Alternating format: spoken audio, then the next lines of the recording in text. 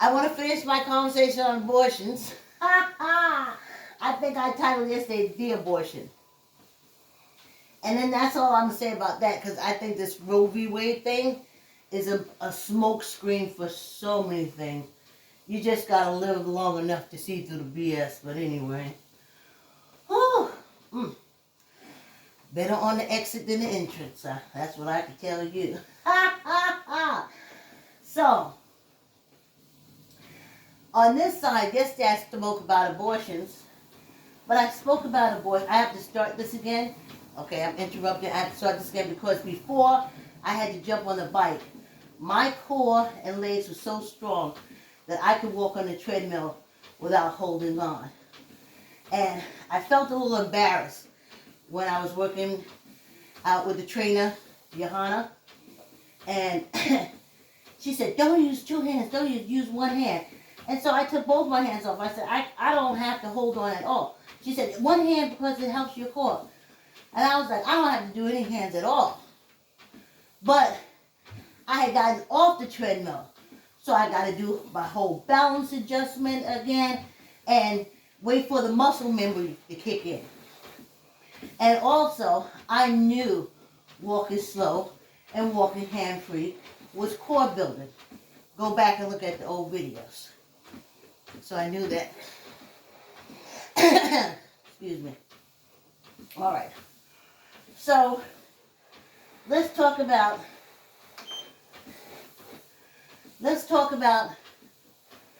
abortions. I had two aunts who went to backdoor butchers for abortions, and they were never able to conceive again. Now, you say, why is that important? It's because they had just left the South. They just left Smithfield, Virginia. The whole family just made it from Smithfield, Virginia. See, when immigrants talk about, oh, I just came to America, and then they don't understand that African Americans, we have our own immigrant story within the United States. And the immigrant story is, we had to flee the oppressive South to be able to grow in this country. Just like you left another country to come to this country to grow, we had to flee a section of this country for us to have freedoms. So they had just come to New York, just finding out that they can't get any jobs other than cleaning and babysitting. That was it. They fled up here to find out that they can't go to school because there's no record of their schooling in Virginia. And though they had gone to school to like the 5th, 6th, so everybody could write, everybody could read, and everybody could do math. So they figured once they come north, but they didn't find that. They found good time partying like in Virginia. So all the Virginia folks get together and it was party in the party. And then while they partying, two of my aunts got pregnant. And my grandmother took them to the backstreet butcher. And they was never able to have kids. Now, the difference is when my mother got pregnant, I don't think she told my grandmother. She basically just, I guess my grandmother just looked at her and said, oh, you're pregnant. Because she couldn't tell her ahead of time because it was hard. I think for my grandmother, she had all kind of issues. I don't know if she was half white. I just know she always had these long braids and she didn't look white. I knew she was my grandmother, but she just had these braids, these 2 long braids. She would just like wrap them around her head. I knew, to me, she didn't look like anybody else in the family. And I don't remember seeing her side. Then when we finally did have a family reunion, long after she was dead, no one looked like her. No one was her complexion. So that means either she was a product of a rape. That points to the abortion issue. Or a rape, like as far as Caucasian men back in the days, they could literally walk in your house, strip you naked, rape you, walk out, and go on with their lives, and nothing would happen to them. That's why they're still doing it. Because they got away with it for so long, many generations. Or she's Native American. And in either case, there's a lie going around that African Americans are so proud. Oh, all African Americans claim that they're Native American. All African Americans. No, they don't. Because if she was, and back in the day, if you was, it was nothing to be proud of. Because they hated the Native American as much, if not more, as they hated us. So it's almost like being a transsexual, a transgender person. You was born that way. And though everybody hates you, it doesn't matter. You was born that way. So my grandmother was born either the product of a rape, because I don't have any Europeans traced back in the bloodline. Nobody said that. Or she was Native American, and which nobody in the family would ever talk about. So there you have it. So my grandmother, on my mother's side, she supported abortion.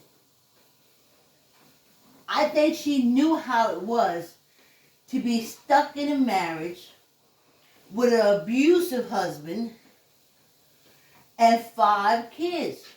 Where are you going to go? I remember in my head and the pictures that I remember seeing of her. I can tell you right now, I remember she always had these bubble-like lips, but also my aunts had it too. I found out later on, that's from getting punched in the face a lot and getting punched in the lip. And then that cyst never grows back. So you have that little pucker there, pucker here sometimes. And I think it's where, when they hit you, wherever your teeth goes down into your lip, wherever your teeth goes down into your lip, it leaves that mark. And I remember her having a lot of those. She used to have like these knots. Because I remember I used to touch her because I couldn't understand. She looked like my grandfather was very abusive to her. So when her daughter started getting pregnant, she was like, don't get in the situation I'm in. But what she did to her 2 daughters was she took them to a backstreet butcher, and they were never able to have kids. My mother and my Aunt Lucy, they didn't tell her. You just didn't tell her. You could say, oh, Mom, I'm pregnant. You were married. She'd take you to a backstreet butcher. And they had already seen what had happened to the other 2 sisters. So, my bad. Who was my mother? Yeah. She had 6 kids. My grandmother, on my mother's side. So, when they said, so I think she did it to my Aunt Sarah too, because my Aunt Sarah only had one kid, Wooly. And Willie came through, was the same age as my mother and my aunts. And she never had any more. And in my head, I imagined that when she went to my grandmother and said, you know, Mom, I'm pregnant. My grandmother found a backstreet abortionist. She just, you just wasn't going to be strapped down with kids. So, my mother had 3. And then my Aunt Lucy had 4. And that was it. There was 2 sisters that couldn't have any. One older sister that had one, but backstreet abortion, she couldn't have any more. And that's what backstreet abortion happens. You can be sterile for life. And there's also a story I want to tell you about a friend of my sister's. My sister's friend, we'll call her B. B met this guy at an orgy. And she was talking about the guy. Now, the guy, how does the story go? My sister needed a place to stay. So the guy says, well, why don't you live in the house of my ex-girlfriend? And, you know,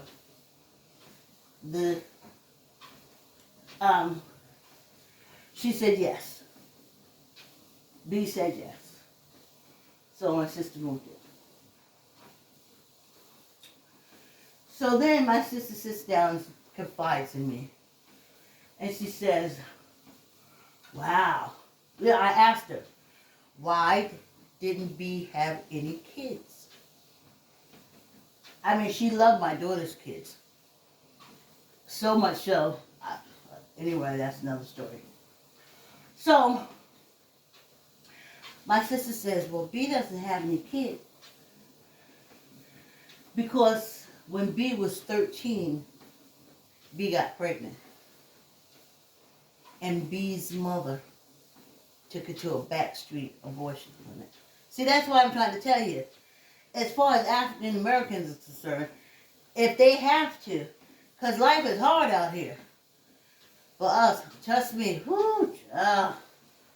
racism is a hard load. Heavy, hard load. Whew, So, the abortionist, the backstreet abortionist, sterilized me. Like my 2 aunts were sterilized. Well, 3 aunts were sterilized. And she thought that was the reason why she couldn't get any man. So, then my sister proceeds to tell me, I said, get a man? She was dating a guy that helped you get the house.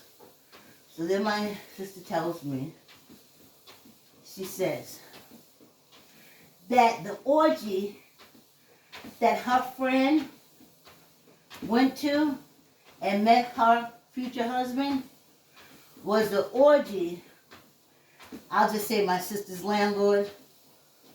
How did I mix that up? It didn't make sense. Yes, my sister's landlord, the woman whose house she moved in to. I said, you know, you moved in to, you know, her house. And I'll probably have to start the story again. It's time for us to take a break. Please like, comment, share, tell a friend, tell an auntie, tell a cousin. Tell everybody, child. Everybody.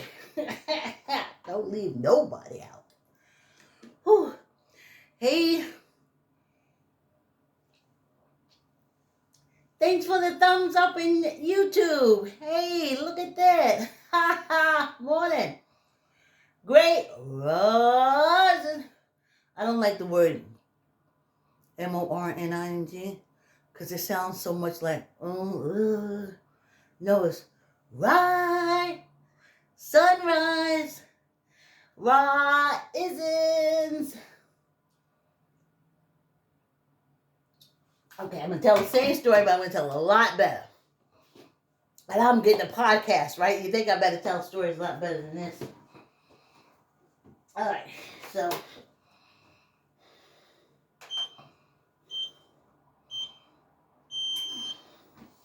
okay.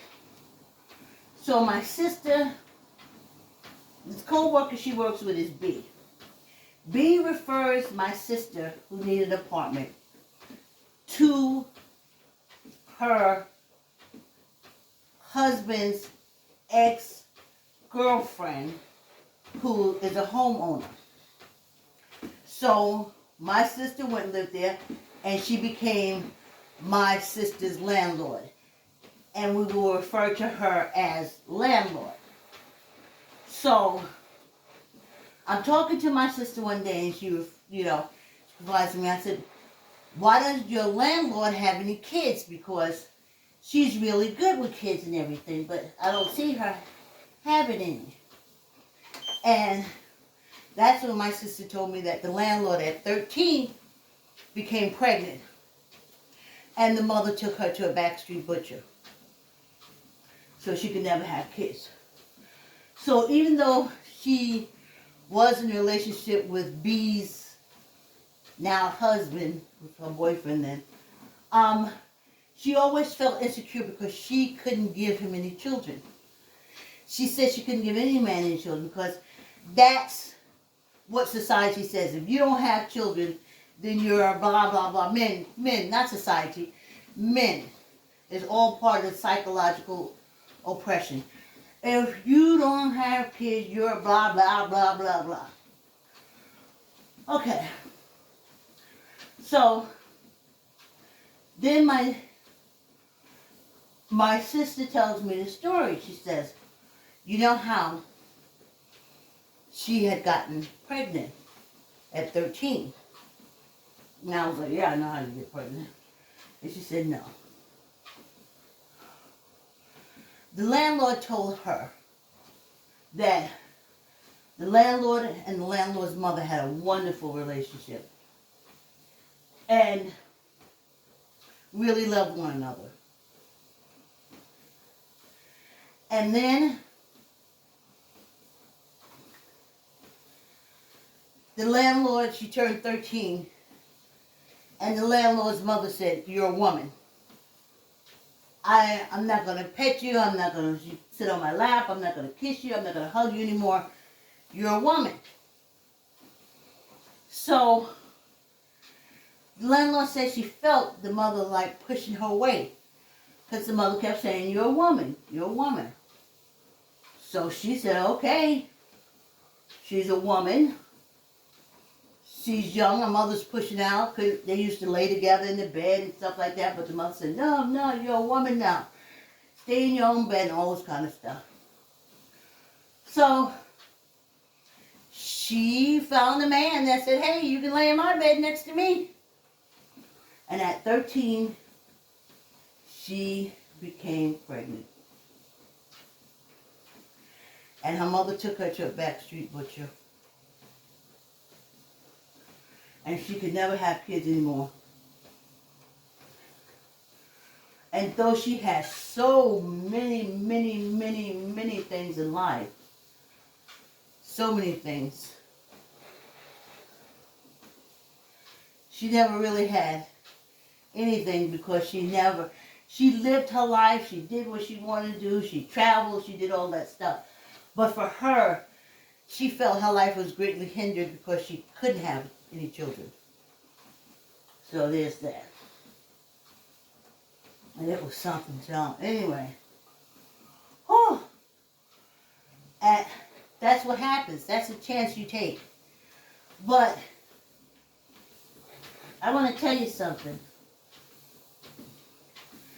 When I look at the DuBois show on Unsung, And the mother said, or someone said, that because she had, what, 10 divorces?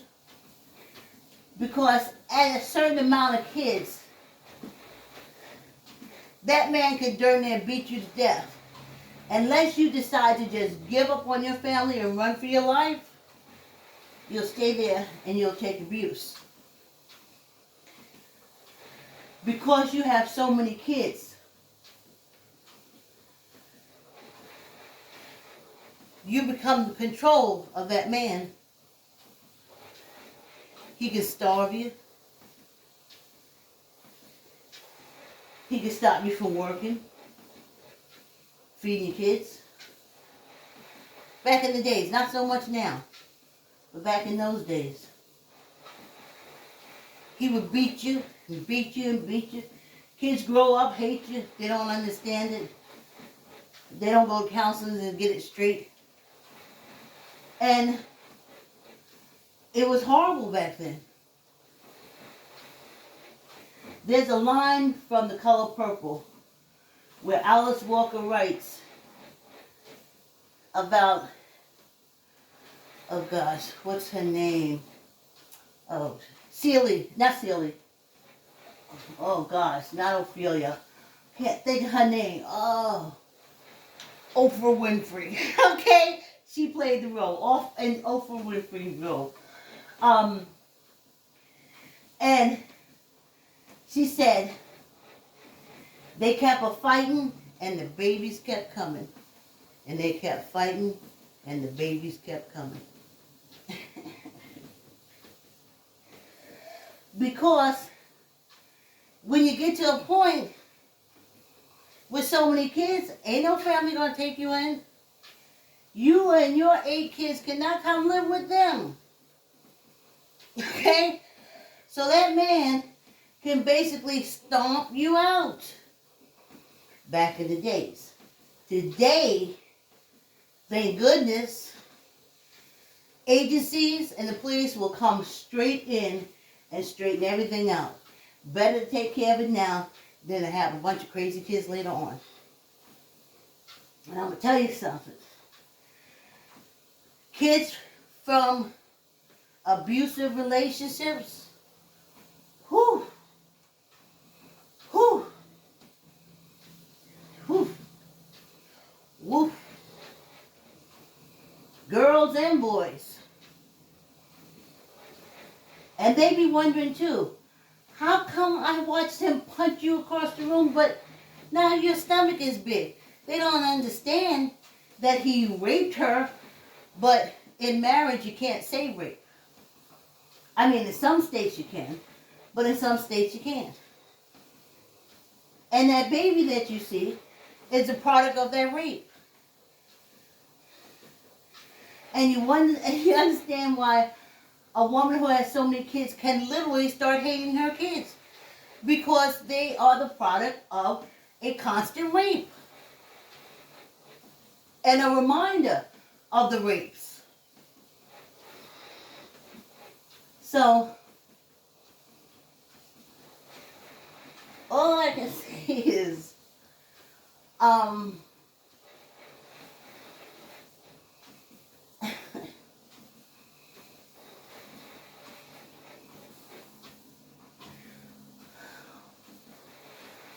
I think as African American and African American women, we found that out early. And as I said, my grandmother, on my mother's side, 4 girls and 2 boys, she wasn't going to let her girls be in the situation that she was in. And a marriage, very abusive marriage. But that was during the time she couldn't get credit. She couldn't get a job. She couldn't do anything, and she couldn't get an abortion. All she could do was have these children from a man that beat her up and took sex when he felt like it, and the law said okay. Every day. Every day. You gotta see the kids. And do you remember what fight it was? What child was a product of what? Punch out and rape? Was that it? Oh, I know. Oh, I know when I conceived you. Yeah. It was the night that your dad came home and I opened the door and he punched me from the front door to the kitchen, stripped off all my clothes and raped me. That's when I had you. Yeah. I love you. Not true, honey. Not true. You have a damaged mother. A very damaged mother who every time looks at you sees the product of the damage. So, and I think sometimes with kids say, you know, I really don't think my mother loves me. I don't really think my mother loves me. You find out way later that you are a product of a rape for your mother. She wouldn't tell you then. All she would say was stuff like that. I kept all my kids. That is a sign of domestic violence. I kept all my kids. Given the choice, I wouldn't have. I kept all my kids. I hear a lot of abusive wives say that. That's what they're proud of. Not I gave birth to, it was like, I kept all my kids. No matter how many times I was raped. No matter how much I was beaten. No matter, I kept all my kids.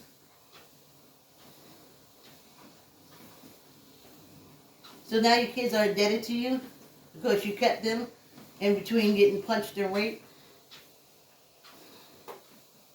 So, for me, and I only had one, my daughter has no children.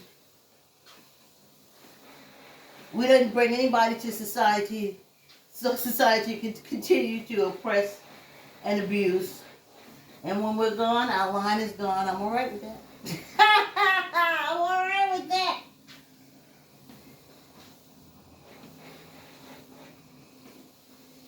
You see, I read an article, let's do some fingers, from Penn, my friend Penn, Facebook post. And she was talking about how women, you know, you couldn't work, you couldn't get jobs. The man had to sign for you to do anything. If he decided to starve you and the kids, he could, and every law in the land would back him. They talk about, that's why I couldn't understand the bullshit with Iran and Iraq. Oh, the Iranian women, oh, it's so depressed, so oppressed, so oppressed. They have to wear habibs. They gotta wear habibs. They gotta walk behind a man. They gotta walk behind a man. That's horrible. It's horrible for the Iraqi, Afghanistan people. They should be like we Americans. I used to look at them and say, what kind of new bullshit is this?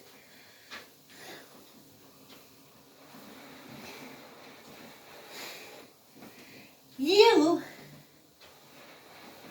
got 10 women and all them Congress fucking people.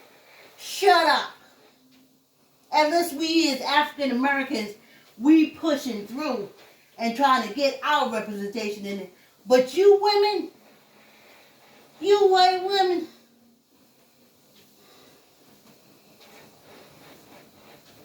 please.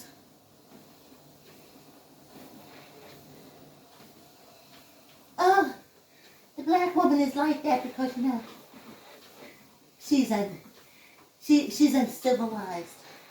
We're civilized because we go to church on Sunday and we know women are no good.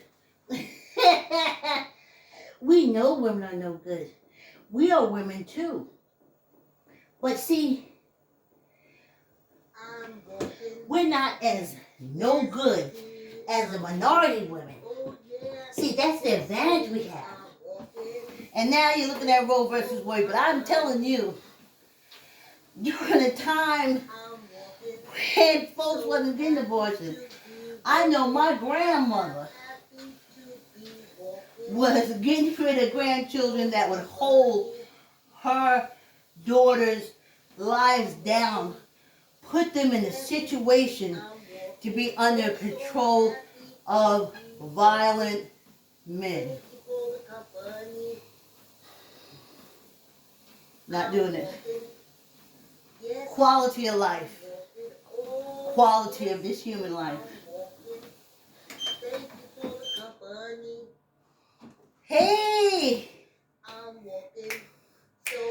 Please like, comment, share. Tell a friend, tell a friend, tell an auntie, tell a neighbor. To go to Inspiration Sensation, just your pace. Thank you for the company. I believe next week we're going to be walking the whole week for an hour. I have 3.5 hours we got to make up. So I'm going to try to do that. But thanks for coming to the walk. Please like, comment, share, tell a friend, tell an auntie, tell an uncle, cousin, everybody. I'll see you tomorrow. Have a great day.